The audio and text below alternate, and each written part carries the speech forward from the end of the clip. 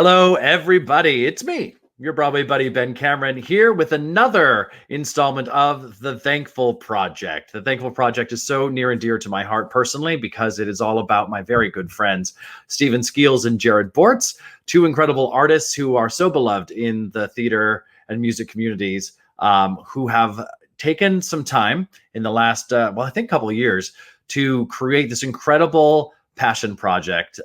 22 songs recorded by some of your favorite Broadway performers, all of the songs written by Mr. Steven Skeels and with Jerad Bortz. And we are celebrating that tremendous piece of art with this series. And we're dropping little breadcrumbs for you with some performances from the incredible roster of artists who lent their spirits and hearts and voices to the Thankful Project. It's a doozy of a story how we got here, and it's not my story to tell. So I would like to bring my very good friends, Jerad Bortz and Steven Skeels, to the screen, if I may. Hey, Ben. Oh. You like our choice of wardrobe? I see what's happening here. Yeah. Well, I'll tell you what. I'm being catfished on Instagram right now, and I will let you know that this is flattery through and through. I'm flattered by this. You guys look very dashing. Thank you. I mean, I put it on. I was like, I see why he does this. I see. There's nothing more fun for your eyes than taking a shirt that maybe looks like Max Headroom right now and throwing another pattern on top of it with just a little pop, you know? Nice. Oh, it's so good for the eyes. You guys are good for the eyes. You're good for my eyes and everybody's eyes who are seeing us. You're a beautiful gay married couple, aren't you? Which is why you're here in the screen together. I love you both dearly, and I know a lot about you, but maybe people who are watching don't know everything about you and want to know how we got to the Thankful Project. You've had quite a life story, certainly in the last couple of years. And if you could briefly tell everybody about your circumstances. Yeah, so the Thankful Project really is about giving back.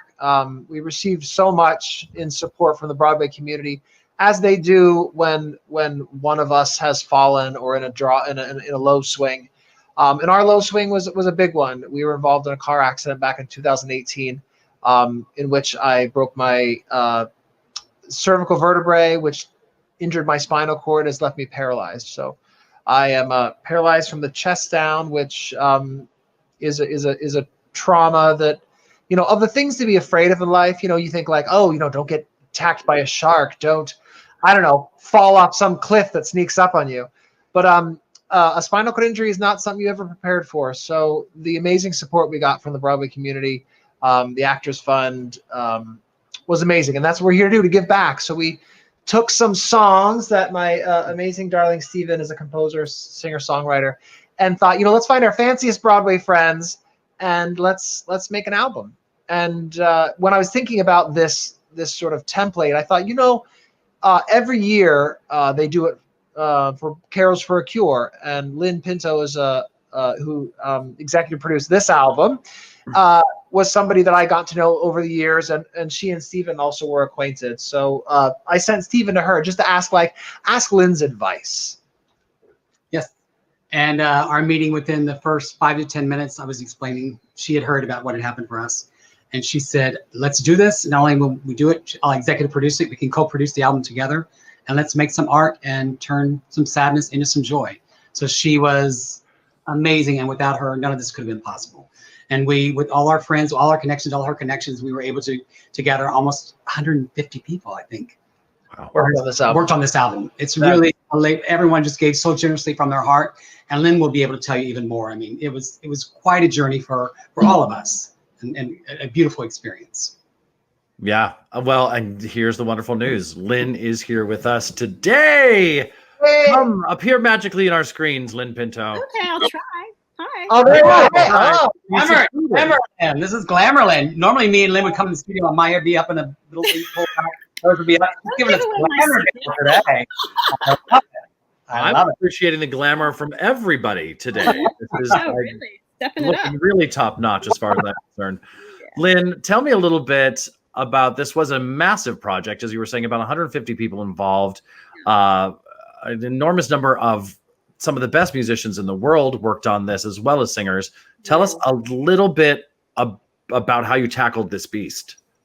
Well, usually I say yes to things that I want to do really badly, but I haven't really thought it through. So it was sort of like a trial by fire kind of thing. Thankfully, the first people we called were the musicians at Wicked, where Jerad had been for 14, 15 years, Jerad? I'm not sure. 12+ years, yeah. Yeah. And literally the first person I spoke to said, I love Jerad. He would come down and he knew all the musicians' names. He would come down to greet me before the show. I've been in shows before, and that's not always the case. There are times where you feel like the cast is up here, the orchestra is down here, and there's sort of no connection. But it was clear to me, not that I was surprised because I knew Jerad for a while, but it was clear to me how much he meant to everybody there, and not just the actors, just the entire company. And that was really the best way to start off, because the Orchestra of Wicked came in and we recorded 2 amazingly glorious songs with them to start. And I think that was probably the best way to go anyway, just because you probably hadn't seen them in a long time, and it was really nice way to just reconnect everybody who really was concerned about Jerad and wanted to do literally anything they could. So even after that recording, I got calls from people saying, what else do you need? What else do you need? And truthfully, there were so many people asking to help out that I don't even think we fit everybody in, because, but it was really a beautiful thing. And not just musicians, composers and arrangers, and just you name it. We had everybody showing up just to help out. And in many cases, there were people who didn't know Jerad or Steven. They just had heard about it. You're part of the community. Let me help, So it was really great. Well, that's a true testament to how powerful the love is in the theatrical community and the music community. So what are some of the challenges and interesting points of tackling? I know Steven threw out just about every kind of style and sonic flair that he possibly could in this big, bad 22 cut album. How did you manage that dance? I didn't have to manage it because in many cases the songs were already arranged. The ones that weren't arranged, we just had to match people up with them. And truthfully, any one of them could have handled any one of those songs, because that's what a Broadway arranger and composer does. So even in the cases where I hadn't heard anything in advance because there wasn't really any sort of, blueprint, the stuff that came out of every single one of those people was just like, we would just be in tears. How many times did we just sit there and frigging cry our faces off? We had a box of Kleenex. Me and Lynn would just reach for the Kleenexes. Yeah. Yeah, really, we don't do really. Yeah. And it was great that Jerad was able to come and be with us for a lot of that and meet people. And like I said, in some cases, these people hadn't met Jerad before, and they were so generous. And then of course they met Jerad and they were like, okay, call me for anything. So it was, I don't know, it's like nothing I've ever done before. I've done a lot of charitable kind of recordings, but this was special because it was very insular. Everyone knew everyone or had heard of everyone. And I don't know, it just clicked. So it was really rewarding thing to do. It was always a warm room. Yeah. Every time we gathered, it was just so warm, and it was such a healing experience being in the room, which is why I, as much as I could schedule my PT around it and make it there, I wanted to be there just to feel that warmth in the room, but also just to be, acknowledging these amazing musicians that came in to work on this. Yeah. And it meant a lot to them that you managed to get yourself there despite everything you were dealing with. Because I know there were a lot of hugs and kisses between people who had just met each other, and it was just right. I don't know. I kind of had to be there, but it was always something very special. Always. Yeah. Agreed. Yeah. I love that. And of course, Steven had already spoken to most of the people who were going to perform these things.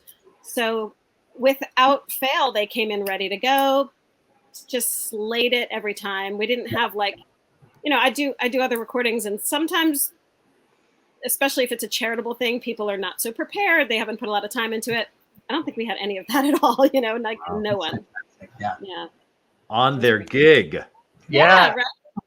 And it's a crazy roster. Annalie Ashford, Andy Carl, Ben Vereen, Megan Hilty, Stephanie Shauna Ally B, Stroker came in. She was like a last minute. Yeah, Ally Stroker was amazing. Liz Calloway, Liz Calloway. Norm Lewis, Beth Level. I mean, it's just the list is ridiculous, really.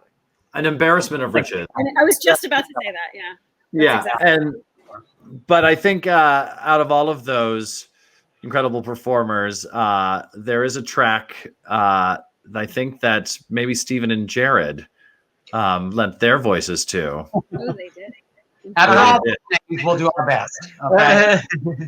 And I think that we should, in the spirit of this entire series, where we're giving these gifts of one track at a time to get people excited about the album when it is released. Jerad and Steven, would you sing for us today? I thought you'd never ask.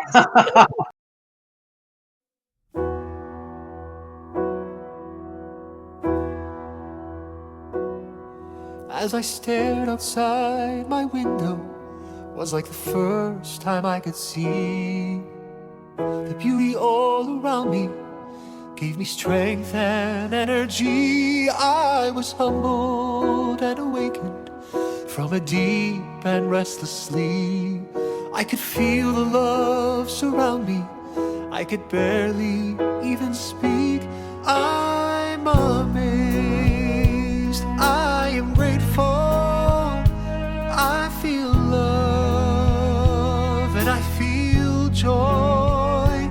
I'm in awe and I'm so thankful for this life and all it brings. As I traveled through the city, I could feel no sense of time. There was no end or beginning, no more chatter in my mind. I had never felt so peaceful. I was part of everything. All my memories flow through me as I began to sing. I'm amazed. I am grateful. I feel love and I feel joy. I'm in awe and I'm so thankful for this life and all it brings. To be given this life is the greatest gift of all. To feel compassion and love, to live your highest call. I'm amazed. I am grateful. I feel love and I feel joy. I'm in awe and I'm so thankful for this life and all it brings. I'm in awe and I'm so thankful for this life and all it brings. For this life and all it brings.